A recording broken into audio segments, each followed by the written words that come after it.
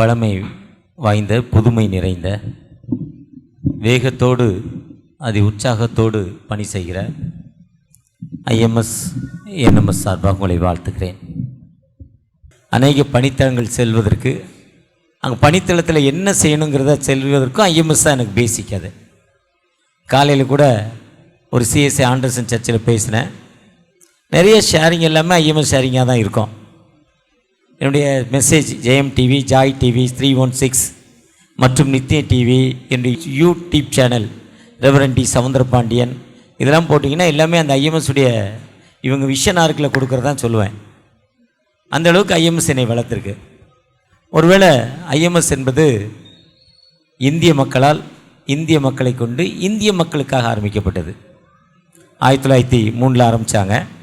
5 பேர் கொண்டவங்க ஆரம்பித்தாங்கன்னு அருமையாக அன்பு சகோதரர் கடந்த மாதத்தில் நான் ஐஎம்எஸ்க்கு 1ஆம் தேதி வந்திருக்குமா அவர் சொன்னார். அதை முடித்த உடனே சொன்னேன். இன்றைக்கி ஆண்டர்சன் சர்ச்சில் சொன்னேன். முடிஞ்ச பிறகு ஒரு வயதான பார்ட்டி வந்து சொல்கிறாங்க, ஒரு ஐயா அம்மாவும் சொல்கிறாங்க, அவங்க தாத்தா தான் அதில் 5 பேரில் ஒருத்தரான். அவங்க பாட்டிக்கு தாத்தாவான். ஆரம்பித்த 5 பேரில் ஒருத்தர். நீங்கள் அசரியா மட்டும் சொல்கிறீங்களே, பாக்கியநாதன் எங்கள் தாத்தாவாச்சே, நான் இவ்வளோக்கும் 5 பேருன்னு சொல்லிட்டேன். அவங்க மனசு அப்போ என்ன பண்ண முடியல. ஐயா அழகாக அன்பு சகோதரர் சொன்னார். அதை லேசாக அதை ரிஃப்ளெக்ட் பண்ண அந்த இடத்துல ரிஃப்ளெக்ட் பண்ணதை அவங்க வந்து முடிஞ்ச பிறகு நின்று கூட்டெல்லாம் குறைஞ்ச பிறகு நீங்கள் அசரியா மட்டும் சொல்கிறீங்க, எங்கள் தாத்தா தாங்க பேசிக்கு. தாத்தாக்கு தாத்தா. அவருடைய பேத்தி இன்னும் இருக்கான், 84 வயசா. அந்த பாக்கியனருடைய பேத்தி. அவங்க சொன்னாங்க ஆண்டர்சன் சர்ச்சில் இருக்காங்க, எப்போதான் ஐஎம்எஸ்சில் கூப்பிட்டு அவங்களுக்கு ஒரு சால்வை போடுங்க. ஃபஸ்ட்டு மிஷினரி அவங்க தான். உண்மையாகவே அந்த ஐஎம்எஸ் என்பது வாழ்க்கையில் எனக்கு மறக்க முடியாது. ஐஎம்எஸ் எப்படி இருக்குன்னா, அமெரிக்காவில் நாசா விஞ்ஞான மண்டலம் ஒரு ஆராய்ச்சி மேற்கொள்ளுது. அந்த ஆராய்ச்சி என்ன மேற்கொள்ளுதுன்னா, கடலுக்கு கீழே 300 அடி போனாலும் பேனா எழுதணும். -300 டிகிரியில் பேனா எழுதணும். -300 டிகிரினா எதுவுமே அது எல்லாமே ஐஸாக இருக்கும். அதுலேயும் பேனா வேலை செய்யணும். வானமண்டலத்தில் போய் சந்திரனில் இறங்கினாலும் பேனா வேலை செய்யணும். இந்த பேனா இங்கெல்லாம் வேலை செய்கிறதால ரஷ்யாக்காரன் பென்சில் எழுத ஆரம்பிச்சிட்டானா. பென்சிலில் ரஷ்யாக்காரன். ஏன்னா அந்த ஐஸோட தன்மை, புவி ஈர்ப்பு சக்திங்கிறது மேலே தூக்கி போட்டால் கீழே வரும். பேனா தலைகீழே வச்சு எழுதுகிறப்போ மேலே இப்படிக்கு எழுத முடியாது, இங்கு வராது. இப்படி வச்சு எழுதுகிறப்போ இங்கே வரும். அது புவி ஈர்ப்பு சக்தி. பூமிக்கு அடியில் அந்த புவியீர்ப்பு சக்தி இல்லையா, -300 டிகிரியில் புவியீர்ப்பு சக்தி இல்லையா, ஐஸ் ஆயிடுதான். இதை சரி பண்ணுறதுக்கு அங்கே எழுதுறதுக்கு ஒரு பேனா கண்டுபிடிச்சானா. அமெரிக்காவில் $2000 மில்லியன் செலவு பண்ணாங்களாம். $2000 மில்லியன், 2000 கோடி. ஒரு கோடிக்கு நம்ம பணம் நம்ம $1 கொடுத்தா நம்ம $100 கொடுக்கணும். அதனால் எனக்கு கணக்கு போட தெரியல அதுக்கு மேலே. அதை அப்போவும் அந்த பேனா எழுதலையா. இதுக்கு மேலேயும் உள்ளவர் தான் நம்ம ஆண்டவர்னு சொல்கிறார். அவர் சொல்கிறாரு, ரோமர் 3ஆம் அதிகாரம் 24ஆம் வசனத்தில் சொல்கிறாரு, இலவசமாய் அவருடைய கிருபையினாலே ரட்சிக்கப்பட்டீர்கள். எபேசியர் 2ஆம் அதிகாரம் அவர் கிருபையினாலே ரட்சிக்கப்பட்டீர்கள் சொல்கிறார். ரோமருக்கு எழுதுகிறப்போ இலவசமாய் அவருடைய கிருபையினாலே கிறிஸ்து இயேசுவின் மீட்பை கொண்டு நம்ம ரட்சிக்கப்பட்டிருக்கோம். இலவசமாய், ஃப்ரீ. அன்றைக்கி ஒரு பிரியாணி கடையில் ரொம்ப கூட்டம். காரில் வர்றப்போ போன சண்டே 4வது ப்ரோக்ராம், விழுவனத்தில் 4வது ப்ரோக்ராம் முடிச்சுட்டு போய்கிட்டு இருக்கேன். 1.5 கிலோமீட்டருக்கு லைன் நிற்கி அண்ணா நகரில் திருமங்கலத்தில் அந்த பெட்ரோல் பங்க் பக்கத்தில் பிரியாணிக்கே எதுக்கோ என்னுடைய வண்டி ஓட்டுற தம்பிகிட்ட கேட்டேன், தம்பி எதுக்குடா லைன் நிற்கின்னேன். ராணி ஐயர்மா சர்ச்சில் பேசிட்டு அப்புறம் என்எம்எஸ்ஸுடைய ஒரு இதே மாதிரி ப்ரொமோஷன் டீட்டெயிலில் பேசிவிட்டு காரில் வரப்போ 1.5 கிலோமீட்டருக்கு லைன் நிற்கி பிரியாணிக்கான். ஒரு பாக்கெட்டுக்கு ஒரு பாக்கெட் பிரியாணி, அவ்வளோதான். ஓசிக்கு எவ்வளோ கூட்டம் நிற்கி, 1.5 கிலோமீட்டருக்கு பிரியாணி. நேற்று பகலில் சூப்பர் பிரியாணி. எங்கள் வீட்டில் எங்கள் அண்ணனுடைய ஃபவுண்டர்ஸ் டேக்குன்னு பிரியாணி கொடுத்தோம். ஒர்க்கர்ஸ்க்கெலாம் மட்டன் பிரியாணி ரொம்ப சூப்பராக இருந்தது. ராத்திரி 10 மணிக்கு தென்னிந்திய திருச்சபை ஃபேமிலி ரிட்ரீட்டில் முடிச்சுட்டு 11:30 மணிக்கு வந்து அந்த இருந்த டப்பாவை திறந்து பார்த்தேன். பக்கத்திலே போக முடியலை, செத்து போவான் மனுஷன். எதுக்கு சொல்லணும், பிரியாணிக்கு மத்தியானம் செஞ்சது எப்படி இருக்குது, பக்கத்தில் போக முடியல. செப்டிக் டேங்க் கூட மோசமாக இருக்குது. ஆனால் செஞ்சோன்னே எப்படி இருந்தது, சூப்பர் டேஸ்ட்டு. இதுதான் அழிந்து போகிற ஆத்மாவை நம்ம தேடிட்டு இருக்கோம். ஆனால் ஆண்டவர் பாருங்கள், அந்த கிருபையினாலே என்ன பண்ணியிருக்காங்க, ரட்சிக்கப்பட்டிருக்கிறார். அதுதான் அழகாக இன்றைக்கி நோட்டீஸில் சங்கீதம் 91:15 போட்டிருக்காங்க. நான் உன்னோடு இருந்து உன்னை கனம் பண்ணுவேன், அவனை நோக்கி கூப்பிடுவான், நான் அவருக்கு மறு உத்தரவு கொடுத்து மறு உத்தரவு அருளி செய்வேன், ஆபத்தில் நானே அவனோடு இருந்து அவனை தப்புவித்து அவனை கனம் பண்ணுவேன். He call upon me, I will answer him, I will be with him in trouble. யாரெல்லாம் ஆண்டவரை நோக்கி கூப்பிடுறாங்களோ அந்த மக்களுக்கு விடுதலை கொடுக்கும் ஆண்டவர். அருமையா ஒரிசா சத்தீஸ்கரை பற்றி சொன்னாங்க. என்னுடைய முதல் பணித்தள பார்வை விசிட் டோர்னக்கல். ஃபஸ்ட்டு இதே மாதிரி 2 நாட்களில் போகிறோம். டோர்னலுக்கு அப்புறம் மோட்டு, ஒண்டா, பாலிமர், அடுத்து சுக்மா, மல்கரிங்கிரி, இந்த லைனில் போகிறோம். முதல்ல போகிறப்போ டோர்னக்கல் போயிட்டு நைட்டு அங்கேருந்து ஒரு 150-160 கிலோமீட்டர் ஹொண்டா பணித்தளத்துக்கு போகிறோம். 3 ஸ்டேட்டு ஒன்றா சேர்ற இடம். எல்லோரும் போயிருப்பீங்க சென்னை பிரான்ச்சு. உங்களுக்கு ஈக்குவலாக நான்லாம் போயிருக்க மாட்டேன். உங்களுக்கு ஈக்குவலாக நான் ட்ராவல் பண்ணியிருக்க மாட்டேன். 10 நாள் 15 நாள் ட்ரெயினில் ஜாலியாக போய்கிட்டே இருப்பீங்க. 10 நாள் 15 நாள் மிஷன் ஃபீல்டு, சாப்பாடு, டூரு. ஒரு அம்மா மிஷன் ஃபீல்டில் காஃபி கொடுக்குறதுனே ஒரு அம்மா வரும், ராயாண்டி. காலையில் காஃபி போட்டு கொடுக்கும் ராயாண்டி. அந்த அம்மா வேலையே தான். கோடிக்கணக்கான ரூபாயில் சொத்து இருக்குது, 1000 கோடிக்கு சொத்து இருக்குது. காலையில் வந்து எல்லாத்துக்கும் ஃபீல்டில் காஃபி கொடுப்பாங்க. ஒவ்வொருத்தர், ஒரு அக்கா நம்ம பீல் அக்கா கடலை மிட்டாய் வாங்கிட்டு வருவாங்க, ஒருத்தர் மிச்சர் கொண்டு வருவாங்க. ட்ரெயினில் இதான் சென்னை பிரான்ச்சோடைய ஸ்பெஷல். எல்லா இதுக்கும் போயிட்டு டூரு போகிறதுக்கு நம்ம எக்ஸ் தலைவர் இங்கே உட்காந்துருக்கார், எல்லா டூருக்கும் போயிடுவார் இப்படி. ஆனால் நான் அந்தளவுக்கு டூர் போகல. அந்த பனித்தளத்தில் தங்கியிருக்கும் போது லேடிஸ் ஹாஸ்டல் பக்கத்தில் டேமு, அங்கே ஏஞ்சல் இருக்காங்க, டாக்டரு. அப்போ தான் இப்போ என்எஃப்சி தான் அங்கே ஆர்எஃப்சி.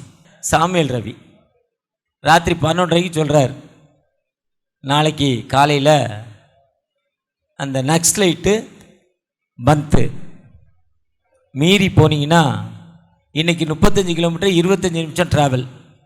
அந்த ஹொண்டா பனித்தளத்திலேருந்து அந்த பாலிமேலா டோர்னப்பல் இன்றைக்கி 25 நிமிஷம் தான் ட்ராவல் டைம் காரில்.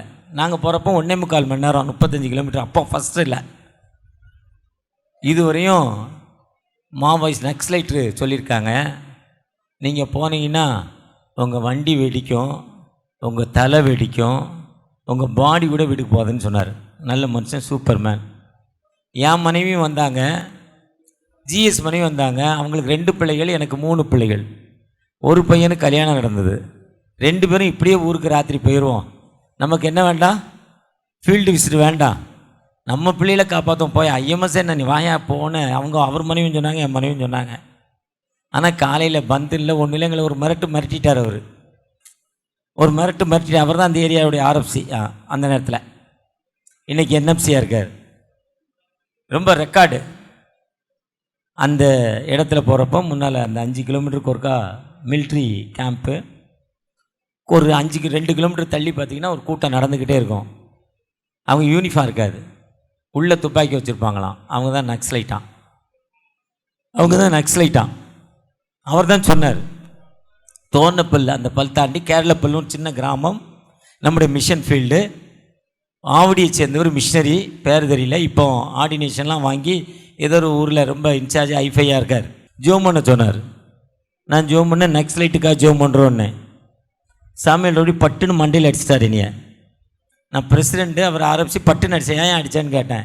மிஷினரி தான் நக்ஸ்லைட் தான் மிஷினரி. அவங்க காட்டு மனுஷங்கிறாங்க அவங்கள. நம்ம மிஷினரி என்ன பேர் சொல்கிறாங்கன்னா காட்டு மனிதன் என்று சொல்லுகிறார்கள் அவர்களை. அவங்களுக்கு புரியாது காட்டு மனிதன்னா. அப்புறம் சொன்னார், இன்றைக்கி டெல்லி பக்கத்தில் வேலை செய்கிற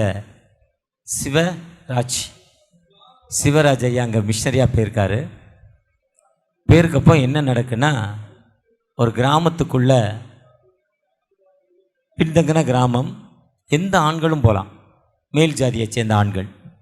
அந்த ஆண்கள் போன உடனே அங்கே இருக்க ஆண்கள் வெளியே வந்துடணும். மேல் ஜாதியை சேர்ந்த ஆண்கள் அவங்கள அந்த பெண்களை பயன்படுத்தி கொள்ளலாம், யாரும் கேட்க முடியாது. மேல் ஜாதிக்கும் கீழ் ஜாதிக்கும் எழுதப்படாத சட்டம் இந்தியாவில் இன்றும் இந்தியாவில் நடந்து கொண்டிருக்கு. இதை ஒரு பையன் கேட்குறான், எங்கள் அம்மாடா, ஏன் அக்காடா, ஏன் ஒய்ஃபு, ஏன் தங்கச்சி, ஏன் அண்ணன் ஒய்ஃபு, இவளை நீ தொடுறதுக்கு ஹூ ஆர் யூ, நீ யார், வெளியே போங்கிறான். இது எனக்கு போதாண்டா உனக்கு மீதிக்கிறான் மேல் ஜாதிக்காரன். நடந்த சம்பவம், நடந்து கொண்டிருந்த சம்பவம். இல்லை முடியாது, அவன் போய் தலையாரி விஏஓ, தாசில்தார், ஆர்டிஓ, கலெக்டர், எஸ்பி, டிஏஜி எல்லாத்துக்கும் ரிப்போர்ட் கொடுக்குறான். ஸ்டெப்பாக எழுதப்படாத சட்டம், அது மீட்பு இல்லை. அப்போ தான் அவன் என்ன பண்ணுறான், கையில் அருவா எடுக்கிறான். எந்த ஆண்மகன் அவங்க ஊருக்குள்ளே வரான் அவன் தலையை வெட்டுறான். அவனுக்கு பேர் தான் நக்ஸலைட். அவனை பொறுத்தவரை நீதி, சமூகத்தை பொறுத்தவரை தீவிரவாதி. அதை கண்டுபிடிச்ச ஒரு எஸ்பி அவனை பிடிச்சி ஜெயிலில் போடுறாரு. அவர் தான் சிவராஜ் போய் பார்க்குறாரு. ஒரு வாரம் டைம் எடுக்கிறாரு. நான் நெட்டில் டவுன்லோட் பண்ணதில்லை, யாரோ புக்கில் எழுதி வச்சதில்லை, 100-200 வருஷத்துக்கு 500 மிஷினரி செஞ்சதில்லை. நம்மோடு இருக்கும் நம்முடைய சகோதரர் அவனை போய் பார்க்குறாரு ஜெயிலில். அவனுக்கு காஸ்பல் சொல்கிறார் ஜெயில் உள்ள. அவன் அங்கேயே மனம் மாறுறான். ஜெயில் உள்ள வெளியே வந்தோடனே ஞானஸ்தானம் வாங்குறான். அவர் மிஷினரியாக மாறார். அந்த மிஷினரி தான் அந்த மிஷினரி. ஒரு பக்கம் இப்போ இவர் நம்ம ஆட்கள் அந்த கிராமத்துக்கு போயிட்டு வந்தால் தீவிரவாதியுடைய கிராமம், போலீஸ் பிடிச்சி அரெஸ்ட் பண்ணிடும். போலீஸ் இதுக்குள்ளே போயிட்டு மிலிட்டரிக்குள்ளே போயிட்டு தானே இவன் பிடிச்சி உதப்பான் தீவிரவாதி. என்னடா சொல்லி கொடுத்துட்டு வந்தேன்னு. இப்போ உரலுக்கு ஒரு பக்கம் ஐடி, மத்தளத்துக்கு மிஷனரிக்கு 2 பக்கம் ஐடி. ஆனால் அதே நேரத்தில் காஸ்பல் சொல்லணும். இந்த காஸ்பல் சொல்வதற்கு பயன்படுத்தப்பட்டதான் அந்த மனிதர். அதன் மூலம் அந்த கிராமங்கள் சந்திக்கப்படுது. போந்து இனக்கு மக்களுக்கு பெரிய விடுதலை. அந்த போந்து இனத்து மக்களுக்கெல்லாம் இன்னைக்கு ஐசக் ரிஜா பைபிள் மொழிபெயர்த்திருக்காங்க. காலையில் மெசேஜில் சொன்னேன், 1750 வில்லியம் கேரி 27 புதிய மொழிகளில் புதிய ஏற்பாடு, 3 மொழிகளில் முழு பைபிள். 1709 ஜூலை 9 சீகன்பால் மொழிபெயர்த்தாங்க. ஆனால் நம்மோடு இருக்கும் ஐசக் கிரிஜா இன்னைக்கு ஒரிசா மாநிலத்திலிருந்து கிரிஜாவும் ஐசக்கும் கிரிஜாவும் ஹஸ்பண்ட் அண்ட் ஒய்ஃபு, குழந்தை இல்லை. நம்முடைய உதாரத்துவமான காணிக்கையினால் ஆண்டுடைய உன்னத பணி. எளிமையான ஒரு பெண், மணி தான் போட்டிருக்கோம், ரவுடி மாதிரி தான் பேசும், யாருக்கும் கண்ட்ரோல் ஆகாது. பிரசிடெண்ட்டோ ஜிஎஸ்கோ கண்ட்ரோல் ஆகாது. ஜிஎஸ்க்கு நல்ல சாப்பாடு கொடுத்தா ஏமாத்திடலாம் நினைக்காது, கொடுக்காது. வெறும் டீ தான் குடிச்சு நாங்கள் போகிறப்போ போதும் போங்கன்றுச்சு. அது கடவுளுக்கு பயந்து வேலை செய்யுது. அந்த மக்களுடைய வாழ்க்கைக்காக தன் வாழ்க்கையை அர்ப்பணித்து கொண்டிருக்காங்க. நம்மோடு இருக்கும் மிஷனரிகள் இன்னைக்கு பயணித்து கொண்டிருக்காங்க. விஸ்வானில் அந்த ஐசக் ரிஜாவோடு ஒரு மனிதனை பார்க்குறேன். போன வாரம் எங்கள் அண்ணன் ஒரு 10 லட்ச ரூபா கொடுத்தார் பைபிள் டிரான்ஸ்லேஷனுக்கு. அந்த பக்கம் நார்த் இந்தியாவில் நாகாலாந்து பக்கத்தில் ஒரு கிராமத்து ஒரு ஊருக்கு ஒரு மிஷனரி விஸ்வானிலேருந்து சொல்லார் பைபிள் டிரான்ஸ்லேஷன். அப்போ இன்னைக்கும் அந்த உன்னத பணி. அண்ணன் சொன்னாங்க 650 மொழிகள் இருக்கு, இதில் 1000 மொழிகள் கிட்டத்தட்ட பைபிள் இல்லை. நம்முடைய மிஷனரிகள் பணி செய்து கொண்டிருக்காங்க. அழகாக சொன்னாங்க. அந்த நாடகத்தோடு நேசகுமார் தம்பி சொன்னாங்க, சவுத் இந்தியா லேசாக வெளிச்சம் தெரிஞ்சிச்சு, ஆனால் ஊர்பட்ட சண்டை. லேசாக வெளிச்சம் தெரிஞ்சது, ஊர்பட்ட சண்டை. 1 லட்ச ரூபா காணிக்க வருது, 98 லட்ச ரூபா கோர்ட்டுக்கு செலவு பண்ணுறான். கோர்ட்டு ஆர்டர் எப்போ வருமோ அதுதான் எனக்கு தீர்ப்பு, கடவுள் தீர்ப்பு இல்லை. ஏன்டா அவங்களுக்கு காஸ்பல் சொன்னாங்கன்னு நினைக்கிறேன் நான். கோர்ட்டு தான் ஆர்டர் சொல்ல வேண்டியிருக்கு, ஜட்ஜி தான் ஆர்டர் சொல்ல வேண்டியிருக்கு, மகாகணம் நீதிபதி தான் அவங்களுக்கு சொல்லணும் ஆர்டர். பைபிள் தான் எல்லாம் சொல்லுது, ஆனால் பைபிளை எவனுமே நேசிக்கிறது இல்லை. இது எத்தனை பேர்?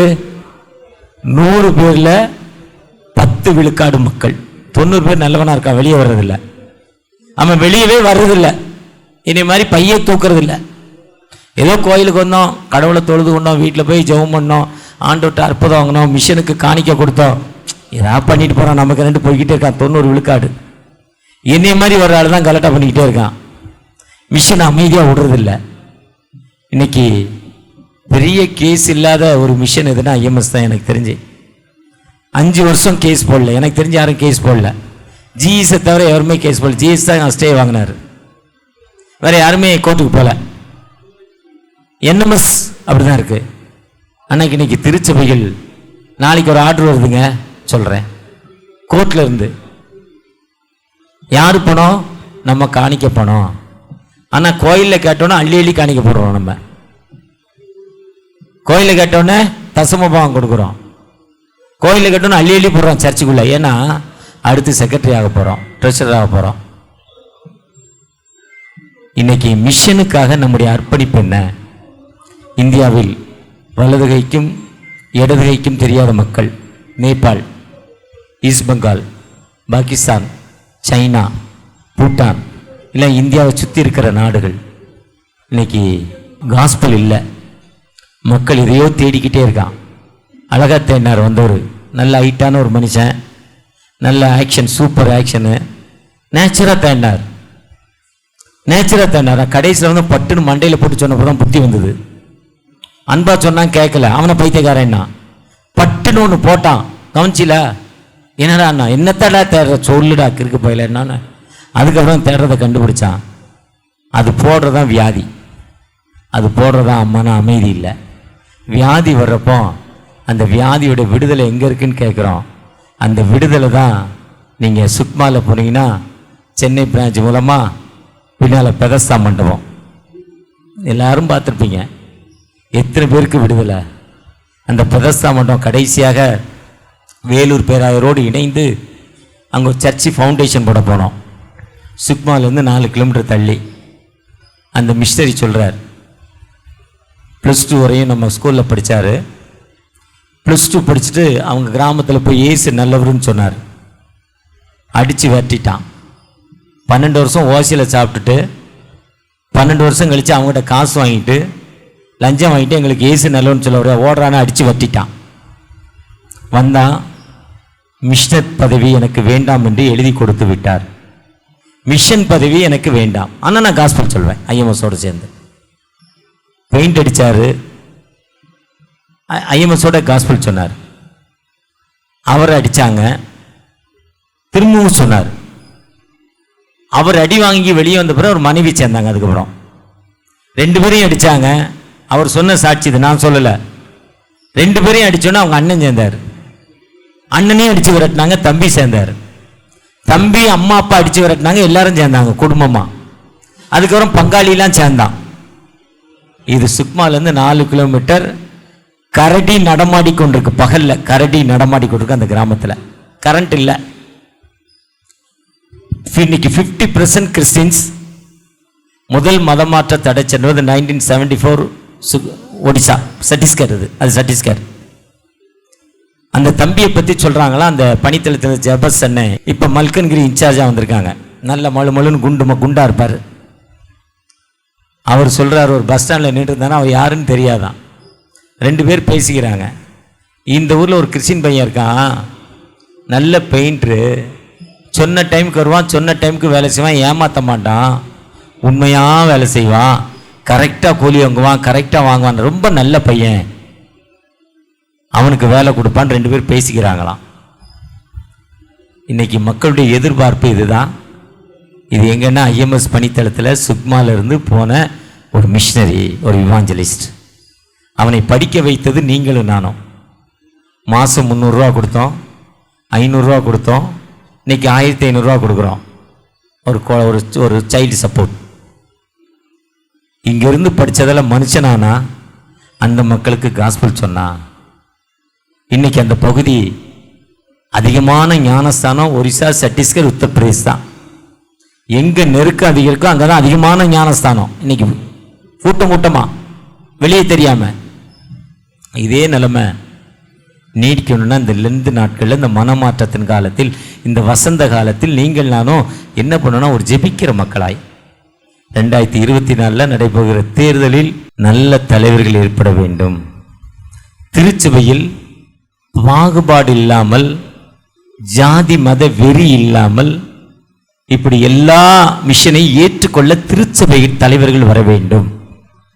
திருச்சபையில் எலெக்ஷன் நடக்க போது சென்னை பேராயத்தில் பெங்களூரில், தூத்துக்குடியில், எல்லாம் இப்போ திருச்சிலையும் வரப்போகுது மேண்டேட்டு.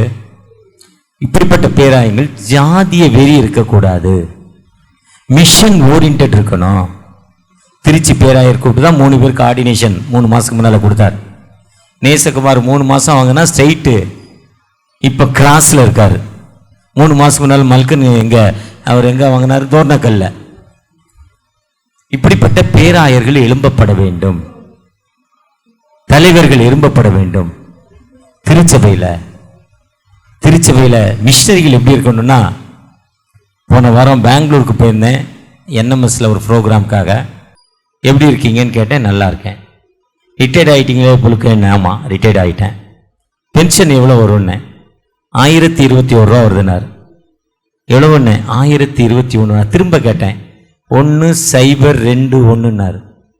எப்படிங்க உங்களுக்கு காணும் 10ன்னு கேட்டேன். அவர் சொன்னார், மிஷனரியா போகும்போது எவ்வளோ பென்ஷன் வரும்னா கேட்டு போனேன். மிஷனரியா கலிடை குறிச்சிக்காரு, என் ப்ரெஸ்ஸை விற்றுட்டு தானே போனேன். மிஷனரியா அவன் பென்ஷன் தருவான் போல, என்னை உருவாக்கின தகப்பன் என்னை என்ன பண்ணுவார்? வழி நடத்துவார். என்ன எதிர்பார்க்கல? சம்பளத்தை எதிர்பார்க்கல. அவருடைய ஒர்க்கு ஆண்டவருக்கு பணி. இன்னைக்கு மிஷனரிகள் எப்படி இருக்கணும்?